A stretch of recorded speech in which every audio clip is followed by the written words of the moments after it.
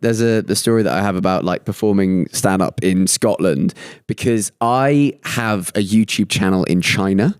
Well, it's not a YouTube channel, it's a channel called Bilibili. I was going to ask about this because a lot of people listening will have no idea about this, and I don't even think Proddy explain Bilibili. So this is probably the craziest story I ever had whilst on stage. So I, about 2 years ago, spoke to a company who dub your videos into Mandarin and upload it onto Bilibili, which is their version of YouTube. Now, this company totally scammed me, took all of my money, but they did act like they would say they were going to pay me like AdSense and stuff like that, but they haven't for years. But they have been ripping the videos and putting it up onto Bilibili. And as a result, I've got like 500,000 followers in China, and I'm known as UK guy. Like that's my nickname. If you type in Max Fosh Bilibili, it will come up. And I don't know whether it's fucking mental. This is crazy. Max Fosh Bilibili. And so I've got this Bilibili account that like it does numbers. I don't know whether I don't know how well it does, but yeah, right. So I see they're uploading videos that are relatively recent. So I knew this was a thing. I knew I had 400,000, 500,000 followers in Bilibili. I got a silver plaque for reaching 100K on Bilibili. Right. It looks different. And so I thought nothing of it. And then I started doing gigs, and so I don't understand where they put the Mandarin subtitles.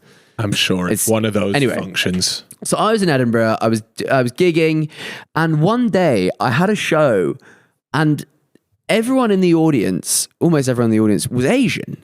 And I walked on stage and I was like, "How you doing tonight?" Nothing. They didn't respond.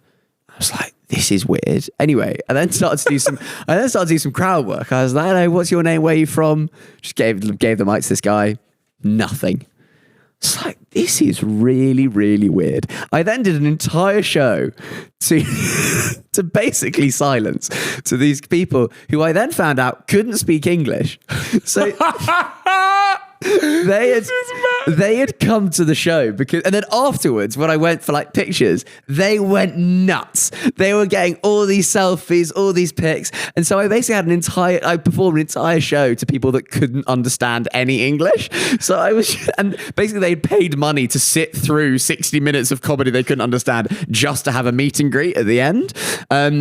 God. I now often have shows where there are people in the audience that can't speak English. They just come to watch the show. I want to do a show in China, and we spoke about it. And apparently, the Chinese Communist Party needs to see the script, and they need to sign off on the script before you go. And I don't know how it would work, whether it'd be like a translator or subtitles or whatever. But I'd love to do a show in China. But yeah, I've got some Chinese fans from Bilibili that sometimes come to shows. You must be owed some money here, sure. Yeah, I know, absolutely. And they are one. To be fair, as you saw, they're ripping the videos off YouTube themselves. I'm not sending them the files. So either they do that without my knowledge and don't pay me, or they do it with my knowledge and don't pay me. Yeah. So I'm it doesn't really make a difference to me. Yeah. It's a good story, I guess. It's a great story. So the new stand-up tour, we are going around the world. I'm not going to China just yet, but we sold out in Europe, which is nuts. I think there's still some tickets left for Copenhagen, but not many. We're going to Australia, New Zealand, America, Canada. All the tickets, and then 25 dates in the UK. All the tickets are pretty reasonable. I've wanted to make sure that I made sure as well that every seat in the theatre or the venue was the same price. So it doesn't matter if you're sat at the back or at the very front, it's the same price. Interesting. So it's a first come, first serve. First come, first serve to try and get people to come on down. That's brilliant. And so yeah, it's going to be. I'm still doing work in progress stuff at the moment. And I saw you post, I think it was on your story, you do these shows where you test the material. Yeah. How does that go? It's so horrid. Is it bad? Well, because you write the material and you're like, I don't know whether it's any good. So then you do work in progress show, which is basically around to like 30 or 40 people. And when you're in a room with just 30 or 40 people, that is the hardest sized crowd to do because they feel very exposed. But when you're in a crowd of like 100 plus, you can like slightly like settle back into the crowd in general. But yeah, and those work in progress shows, I've got a director who works with me and he just sits at the back with like a clipboard just like crossing bits out, be like, no, that doesn't work. Joke. Shit joke, doesn't work. That does work. That could work if we change this. And I do like 15 or 20 of them. I'm going up to the Edinburgh Fringe Festival next week to go and do that for 2 weeks, just to perform every night, to gig every night, to get the show like in me and to become totally second nature with the show. There's a lot of work that goes into this. Oh, I respect the hustle, man. It's so much work. I've been writing the show since January. Wow. And just trying bits and then like not working, trying bits, not working. And then there's always people who come with friends of theirs who don't know the vids, have never seen a single vid.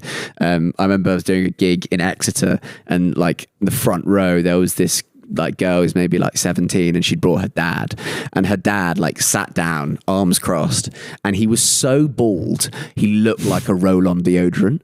Like he was so shiny, and he was sat there with his arms crossed and he was hating it for the first like 10-15 minutes, but then slowly I just saw his arms just uncross, and then slowly he sat back in it, and by the end he was smiling. I was like, yes, I've fucking won you round. I've cracked the egg. I've got through to you. Thanks, Dave. Cheers for coming. Tell your mates. That's brilliant. So yeah, it's always fun when you've got people who have no idea who you are to try and win them around. Have you ever been like relentlessly booed?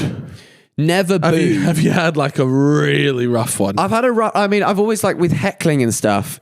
It's always the vibe of like, if the heckle is good and it's funny, it's improved the show. Like people are laughing. Like I'm happy for you to make something at my expense if it's funny or if it's something that I said. But if it's just incessant, just shouting, you're not funny, mate. That is just like, everyone is like, what are you doing? You're just absolutely driving the energy of the room into the floor. Yeah. And so when that happens, often you can get around it. And there are comedians who are really good at just roasting someone a new one. I've not got that much experience doing that. So if that does happen, it's either the crowd is also pretty good at like sorting it out themselves. They'll be like, shut the fuck up. Yeah. But if not, you just like kick them out. It's pretty. How do you think it's going to land in the US? Because they do have a very different sense of humor. They do. We're going to have to change a lot of the gags. Really? Yeah, because a lot of the gags are quite UK centric. So instead of being like, I spent £3, you're like, I spent $5 on this. Yeah, exactly.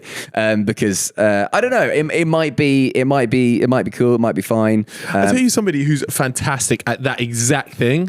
Andrew Schultz. Yeah, I mean, Andrew Schultz I am a YouTuber who is doing a comedy show. He is a comedian who is using social media and podcasting podcasting to like make him a bigger comedian. But ultimately he is a comedian. He's been gigging for years, and so that is what we're now. Previously the older generation of comedians would go on to Mock the Week or 8 out of 10 Cats or Saturday Night Live in the States, whereas now you can sell out huge tours just through socials, podcast clips. But you've got to make sure that when you go on stage that you've got someone for an hour or 70 minutes. You've got to be fucking make sure that you've got a show that they will enjoy for that time. Yeah, I've seen some of the work that he does in the Middle East. Like he's done some massive, talking like arenas in the Middle East, and he's got them crying, and it's really towing the line. Yeah, like some of the jokes that he's making, they're like, you're braver than me, mate. Yeah. Like, fair enough. And they love it. That's why I disagree. Like, people say, oh, you can't say anything in comedy anymore. You can't do anything. That's absolute bollocks. You can. Like, the best paid comedians in the world, Jimmy Carr,